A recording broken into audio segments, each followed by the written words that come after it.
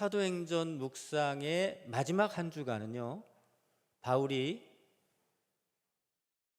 로마로 가는 여정의 내용입니다. 로마로 가는 여정의 내용 중에서 특별히 바다에서 배를 타고 로마로 압송되면서 겪었던 파란만장한 내용과 중간에 멜리데라고 하는 섬에 들렸을 때 경험했던 경험과 그 다음에 로마로 들어가서 바울이 행했던 일들에 관한 것들이 지난 한 주간의 말씀의 묵상의 내용이었습니다. 분량이었습니다.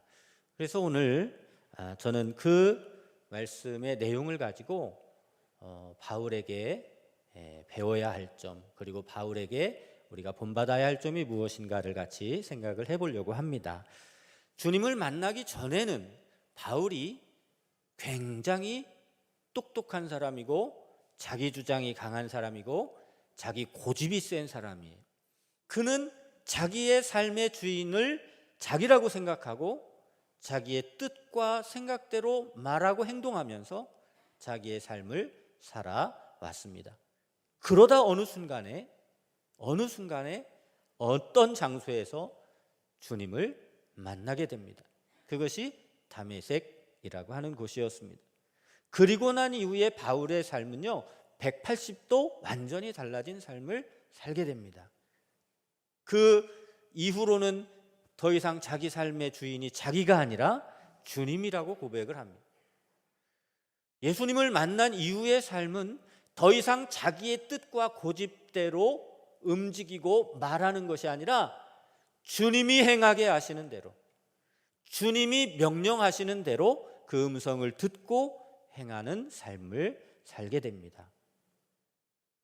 예수님을 만난 이후에 바울의 지나간 흔적을 쫓아가다 보니까 유일하게 그리고 아주 단순하게 발견되는 그러한 모습이 뭐냐? 구원에 관한 문제, 영혼 구원의 흔적들이 남겨지더라라고 하는 거예요. 그래서 바울은 가는 곳마다 복음을 증거합니다. 예수는 그리스도라고 때를 얻든지 못 얻든지 상관하지 아니하고 장소와 때를 구분하지 않고 사람을 가리지 않고 예수는 그리스도다라고 하는 복음을 증거합니다. 그래서 바울은 그 일념 하나로, 그 열망 하나로 로마에까지 가서라도 내가 복음을 전해야 되겠다, 복음을 증거해야 되겠다라고 하는 열망을 가지고 이제 로마로 향하는 여정에 오르게 됩니다. 첫 번째 여정이 배를 통한, 항해를 통한 과정입니다. 많은 사람들이 한 배에 오르게 되었습니다. 죄수들 여럿이 배에 올랐고요, 그 죄수들을 호송하고 감독하는 백부장과 군인들이 그 배에 함께 올랐습니다. 그 배의 선주와 그 배의 선장과 그리고 그 배를 이용하는 일반인들이 200명 이상, 267명 정도라고 여겨지는 사람들이 그 배에 가득 타게 되었습니다. 그래서 항해를 시작합니다. 순풍을 만나고 평안한 항해를 시작한 줄 알았는데 그때 바울이 극구 만류합니다. 여러분, 지금은 때가 아닌 것 같습니다. 여러분, 지금은 항해를 하기에 적당한 시기가 아닌 것 같습니다. 우리가 지금 가지 말고 좀 더 기다렸다가 가는 것이 어떻겠습니까? 그렇게 강력하게 권면을 합니다. 선주나 선장 그리고 백부장까지도 이 바울의 말을 듣지 않았습니다. 그래서 미항에서 무리를 해서 출항을 했습니다. 그 출항한 배가 한참 가다가 큰 문제 앞에 딱 부딪히게 됩니다. 그게 유라굴로라고 하는 광풍을 만난 사건입니다. 자, 그 상황 가운데에서 바울이 구원한 사람들이 있습니다. 같이 배에 탔던 사람들이 바울을 인하여서 구원을 받게 되었다라는 겁니다. 배에 같이 탄 사람들 구원을 바울이 시키게 되는데요, 배에 같이 탔던 사람들을 구원했을 뿐 아니라 그 사람들은 시련과 문제로부터의 구원을 받게 되는 경험을 하게 됩니다. 천신만고 끝에 로마에 도착한 바울 일행은 그 로마에 도착한 이후에도 계속해서 영혼 구원을 위한 전도를 계속합니다.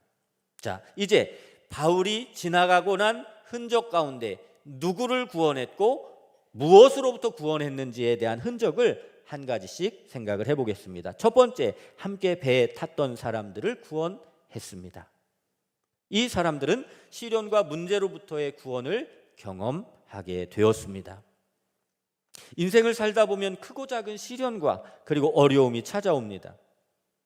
웬만한 것도 있지만 어떤 경우는 목숨을 위태롭게 할 만큼 큰 위기인 것도 있습니다. 이런 문제들은요, 마치 바다 한가운데에서 배에 딱 타고 있는데 풍랑이 몰려오는 것처럼 버틴다고 해결되는 문제들이 아닙니다. 배에 있는 것을 다 내버리고 이거 내버리면 살까 저거 내버리면 살까 싶어서 이것 바다에 던지고 저것 바다에 버려버린다고 해도 해결되는 문제가 아닙니다. 그 배에 타고 있는 어떤 사람을 붙잡고 하소연하고 어떤 사람에게 살 길이 있겠느냐고 물어본다고 해도 해결될 문제도 아닙니다. 심지어는 구원의 여망마저 없어진 완전한 낙심과 절망에 놓이게 되는 문제들이 우리의 삶 가운데 얼마나 많이 있는지 모릅니다. 이 문제의 모양들은 다양합니다. 그리고 이 문제가 찾아오는 길도 다양합니다. 인간관계를 통해서 찾아오기도 하고요, 건강의 문제를 통해서도 찾아오기도 합니다. 복잡한 금전적인 문제로 찾아오기도 하고요, 그리고 여러 가지 예상치도 않았던, 정말 상상도 하지 못했던 그런 부분을 치고 들어오는 경우들이 얼마나 많이 있는지 모릅니다. 그런 문제 앞에 놓이게 될 때, 이제는 아무리 발버둥을 쳐도 살아날 여망이 없겠다, 이젠 딱 죽었다라고 생각되는 그러한 문제 앞에 놓이게 될 때 여러분들은 어떻게 반응을 하십니까? 절망이 올 때 절망하는 것 자연스럽습니다. 모든 사람이 포기할 만한 그러한 순간에 나도 포기하는 것 이상한 일이 아닙니다. 모든 사람이 낙심할 만한 그러한 상황에 나도 낙심이 되는 것 너무 자연스러운 것입니다. 바다 한가운데 배에 수백 명이 갇혀 있습니다. 유라굴로라는 광풍에 부딪혀서 배가 깨어지고 박살이 날 위험 앞에, 문제 앞에 놓여 있습니다. 그때 유일하게 소망을 잃어버리고 절망 가운데 낙심해 있는 사람들 중에 유일하게 한 사람이 그 비바람 가운데 서서, 그들 가운데 서서 말씀을 전하던 사람이 있었습니다. 그가 바울이었습니다. 여러분, 걱정하지 마십시오. 염려하지 마십시오. 내가 본 하나님이, 내게 말씀하신 주님은 이렇게 말씀하셨습니다. 담대하라. 내가 예루살렘에서 나의 일을 증언한 것 같이 로마에서도 증언하여야 하리라. 너와 함께 타고 있는 이 배에 타고 있는 한 사람이라도 그 사람이 생명의 위험을 당할 일은 없을 것이다 라고 말씀하신 주님의 음성을 내가 들었습니다 라고 바울이 일어나서 이야기를 하고 있는 거예요. 자, 여러분, 문제가 예기치도 않고 예상치도 않았던 문제들이 부딪혀 옵니다. 그 문제는 사람을 가리지도 않아요. 다 죽었다고 여겨지는 그런 상황 가운데에서도 그 문제를 극복하고 이겨낼 수 있는 방법이 있습니다. 그것이 뭔지 아십니까? 주님을 보는 겁니다. 주님의 음성을 듣는 겁니다. 이 말은 다른 말로 말씀을 드리면, 따라서 합시다. 주님과 함께, 말씀과 함께. 네, 이것을 우리는 매일 새벽마다 외치고 있습니다. 그리고 말씀 묵상을 통해서 이것을 붙들고 있습니다. 주님과 함께 말씀과 함께 하는 사람은요, 주님을 볼 수 있게 되고요, 주님의 음성을 듣게 됩니다. 날마다 매일매일. 다른 사람들은 문제를 보느라고 주님을 보지 못하는 그 순간에도 주님과 함께 말씀과 함께 하는 사람은 주님을 볼 수 있습니다. 후 일어나는 풍랑의 그 거센 파도 소리, 그 파도에 부딪혀서 찌그덕거리면서 우리의 고막을 날카롭게 후벼 파는 그러한 배에 부서질 것 같은 그러한 날카로운 소리들, 그런 소리들을 듣고 두려워하고 낙심하고 절망하는 자리 가운데에서도 주님과 함께 말씀과 함께 하는 사람은 주님의 음성을 들을 수 있게 됩니다.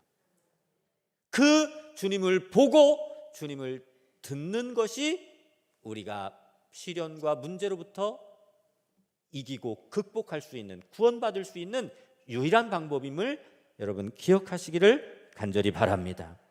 사랑하는 자들아, 너희를 연단하려고 오는 불시험을 이상한 일 당하는 것 같이 이상히 여기지 말라. 베드로전서 4장 12절에 그렇게 말하고 있습니다. 두 번째, 바울은 자기 자신과 병든 자들을 구원했습니다. 이것은 죽음과 질병으로부터의 구원을 말하고 있는 것입니다. 중간에 그렇게 난파가 됩니다. 그들이 타고 있었던 배가 난파가 됩니다. 그러나 주님을 보고 주님의 음성을 들었던 믿음의 사람 바울로 인하여서 한 사람도 죽지 않고 다 살아납니다. 뭇에 오르게 되었습니다. 올라보니 그곳이 멜리데라고 하는 섬이었습니다. 근데 그곳에 사는 원주민들이 얼마나 친절한 사람들인지, 관용을 베푸는 사람들인지 불을 피워놓고 그렇게 기진맥진 난파돼서 올라오는 사람들을 그 불 곁에 앉아서 몸을 녹이게 배려를 해줍니다. 성경에는 영접했다 이렇게 표현되어 있습니다. 바울은 그 영접을 받기만 했어도 괜찮을 법한 사람이었고 상태였습니다.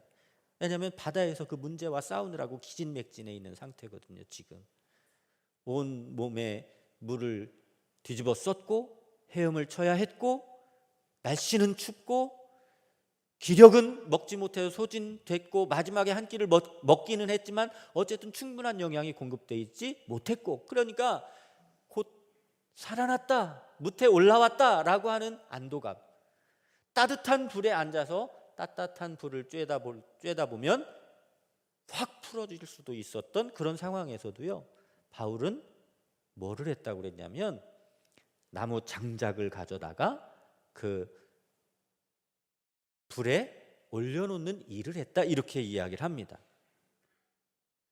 바울이 존경스럽습니다.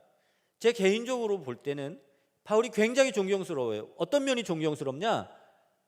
이 바울의 성격은 잠시도 꼼짝 안 하는 성격이 아니었던 것 같아요. 자, 움직이지 않으면 안 되었던 성격인 것 같아요. 아니, 지금 막 바다에서 빠져나왔잖아요. 그러면 잠시 쉬어도 괜찮을 법한데, 그리고 영접해주는 사람들이 있었잖아요. 도와주려고 하는 사람이 있었잖아요. 가만히 있어도 됐을 법한데 그 사람들과 함께 자기가 언제 그랬냐는 듯이 장작을 갖다가 그 불에 올리는 일을 하고 있는 것을 보면 저는 굉장히 존경스럽습니다. 지치지 않는 에너자이저 같아요. 떨어지질 않아요. 열정과 그 에너지가. 근데요, 그게 문제가 됐습니다. 그게 문제가 됐어요. 장작 속에 독사가 하나 숨어 있었는데요, 그것을 갖다가 불 위에 올리려고 하는 순간에 장작에서 나와서 바울을 꽉 물어버린 거예요. 사람들이 기겁을 합니다. 그곳에 있는 원주민들이 다 혀를 끌끌끌끌 찹니다.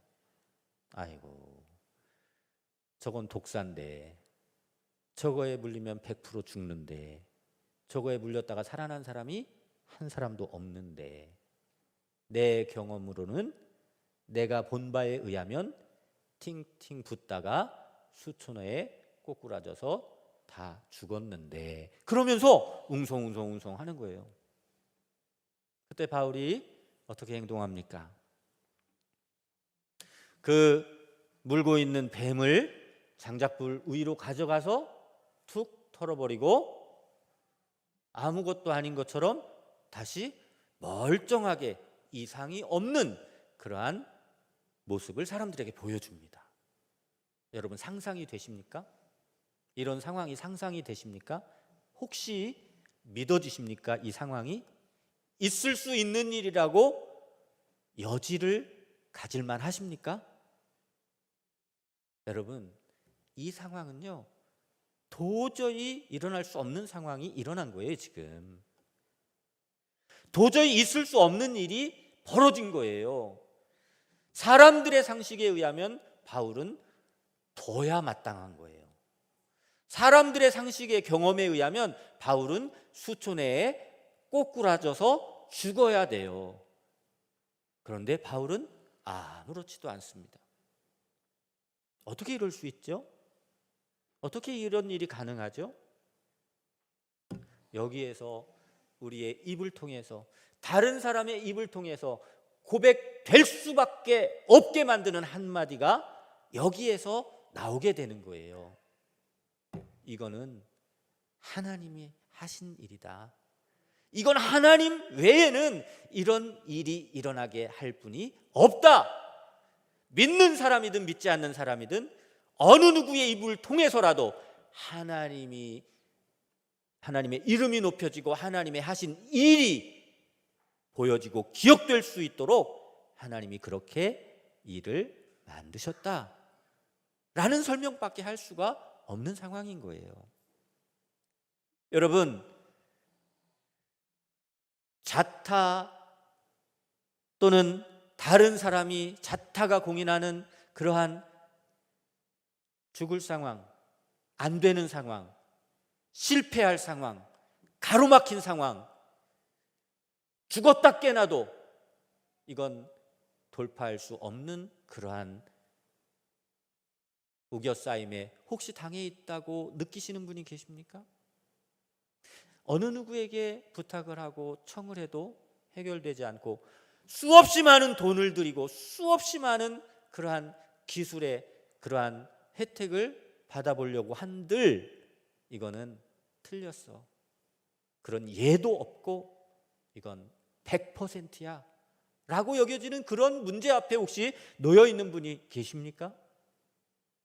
살 길이 있습니다. 살 방법이 있습니다. 하나님이 역사하시면 삽니다. 하나님이 고쳐주시면 치료됩니다. 하나님이 열어주시면 닫을 자가 없습니다. 하나님이 풀어주시면 다시 묶을 자가 없고 하나님이 묶어주시면 그것을 갈라놓을 자가 없습니다. 하나님이 역사하시면 내 상식, 내 과학, 이성으로 이해가 안 되는 역사들이 일어난다고 하는 사실을 믿으시기를 바랍니다. 바울은 그 믿음 가지고 독사의 물림으로부터도 구원을 받은 거예요, 자신이. 그리고 나서 그 섬에 가장 높은 사람 보블리오라고 하는 그러한 사람의 부친이 열병을 앓고 있었고 병에 걸려서 시름시름 앓고 있었는데 그 사람에게 들어가서 기도하고 안수해서 낫게 하는 역사를 일으킵니다.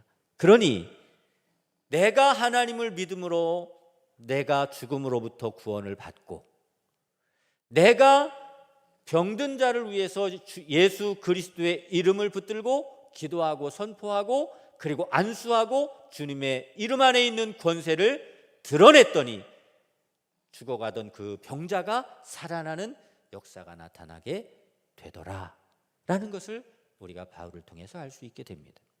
여러분, 나와 다른 사람을 구원하게 만드는 그러한 하나님을 향한 믿음이 저와 여러분에게도 있기를 간절히 바랍니다. 주 예수를 믿으라, 그리하면 너와 내 집이 구원을 받으리라. 그 사도행전 16장 31절은 우리에게 말하고 있습니다. 세 번째, 바울에게 나왔던 모든 사람들이 구원을 받았습니다. 그들은 영혼의 구원을 받은 사람들입니다. 자, 첫째, 뭐로부터의 구원을 받은 사람들이 어떤 사람들이 뭐로부터 구원을 받았다 그랬죠? 배에 같이 탔던 사람들이 문제와 시련으로부터 구원을 받았다. 두 번째, 어떤 사람들이 어떤 구원을 받았다 그랬어요? 네, 자기와 다른 사람들이 구원을 받았는데 그것은 질병과 그리고 죽음과 질병으로부터의 구원이었다라고 하는 말씀을 드렸고요. 이제 마지막 세 번째입니다. 자기에게 나오는 모든 사람들을 구원시켰는데 그 구원은 뭐에 관한 것이냐? 영혼 구원에 관한 것이었다는 거예요. 자, 바울은 지금 죄수의 신분으로 로마에 도착했습니다. 그리고 가택에 연금이 되어 있는 상태입니다. 얼마간의 자유가 보장되긴 했지만 마음대로 돌아다니면서 자기 자유를 누릴 수 있었던 것은 아니었습니다.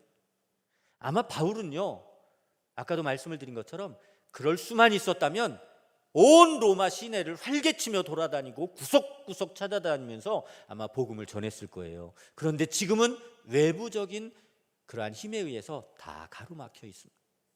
이제 바울이 스스로 집안에 앉아서 아이고 이제 내가 무엇을 할 수 있을까? 일리 가려고 해도 가로막혔고 저렇게 해보려고 해도 가로막힌 상태예요. 그때 놀라운 일이 벌어집니다. 28장 23절 말씀해 보니까 사람들이 날짜를 정해서 바울이 유숙하는 집에 돌아가면서 찾아옵니다. 바울이 나가질 못하니까 사람들이 그룹을 만들어서 무슨 요일에는 어떤 팀이, 무슨 요일에는 어떤 팀이 바울을 만나기 위해서 바울이 거처하는 곳으로 찾아왔다는 거예요. 오늘 본문 말씀 30절 말씀에도 그렇게 기록되어 있습니다. 바울이 온 이태를 자기 셋집에 머물면서 자기에게 오는 사람들을 다 영접했다 그랬습니다. 자기에게 온 사람들이 있었다는 거예요. 그리고 그 온 사람들을 다 영접했다라고 기록되어 있는 것을 볼 수가 있습니다. 여러분, 나는 갇혔어. 나는 못 나가. 나는 더 이상 할 게 없어. 나는 나이로 보나 건강으로 보나 이 어떠한 상황이나 형편으로 보나 난 틀렸어. 여기 벗어나기 힘들어. 그러니까 나한테 더 이상 뭐 하라고 하지 마. 나에게 뭘 더 이상 기대할 것 아무것도 없어 라고 말하지 마십시오. 하나님은 나가지 못하는 바울에게 사람들을 보내서 구원받게 하셨습니다. 바울이 나가서 전할 수 없는 상황이 되니까 하나님이 바울에게 사람들을 보내서 그 보냄을 받은 사람들이 다 구원을 받는 역사를 이루셨다는 것입니다. 여러분, 내가 못할 것 같다고 주저하거나요, 내 능력이 아닌 것 같다라고 여겨지기 때문에 나는 못하겠다라고 생각하지도 마시기를 바랍니다. 주님의 일은요, 내가 하는 게 아니더라고요. 주님이 이루시고자 하시는 일은요, 내 가능성 여부, 내 경제적 수준, 내 배움과 지식의 수준, 내 경험의 유무, 이런 거로 결정이 되는 것이 아니더라니까요. 하나님은 하나님의 일을 내가 없어도 얼마든지 하실 수 있는 분입니다. 동의하십니까?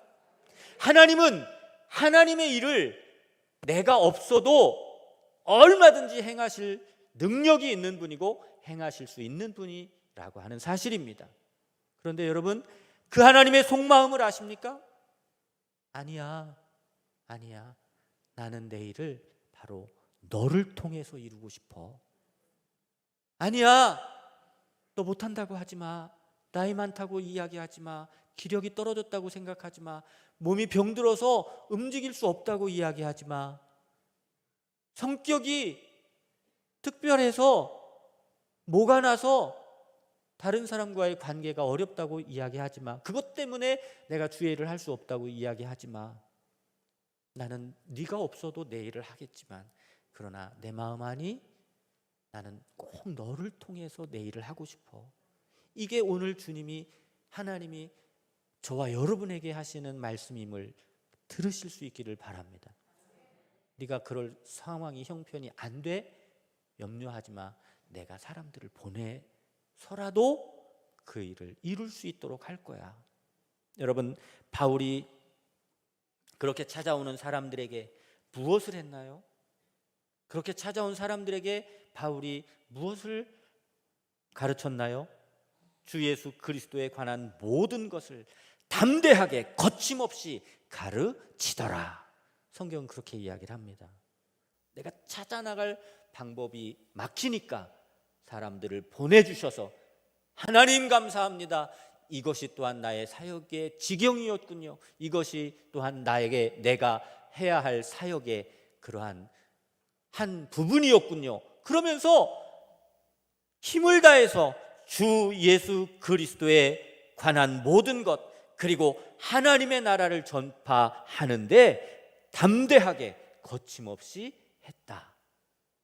했다라고 성경은 말하고 있습니다.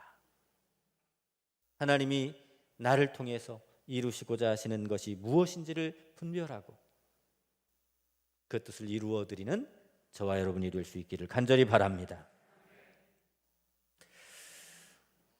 우리에게도 담대함과 거침없음을 주옵소서. 결론입니다. 인생을 살면서 만나는 크고 작은 문제들 앞에서 주님께서 주시는 믿음의 담대함을 주옵소서. 코로나와 같은 질병과 현대의학으로 해결되지 않는 온갖 질병들 앞에서도 거침없는 믿음으로 승리하게 하옵소서. 무엇보다 사람들에게 복음을 들고 믿음으로 먼저 찾아가게 하시고 내게 찾아오는 모든 영혼에게 주님의 사랑과 구원의 복음을 전하는 삶이 되게 해 주옵소서. 이렇게 한 주간 살겠습니다. 이렇게 한 주간 살겠습니다. 우리에게도 담대함과 거침없음을 주시옵소서. 아멘. 아멘. 하나님의 나라를 전파하며 주 예수 그리스도에 관한 모든 것을 담대하게 거침없이 가르치더라. 이 믿음으로 승리하시는 복되고 귀한 한 주간이 되시기를 주님의 이름으로 축복합니다.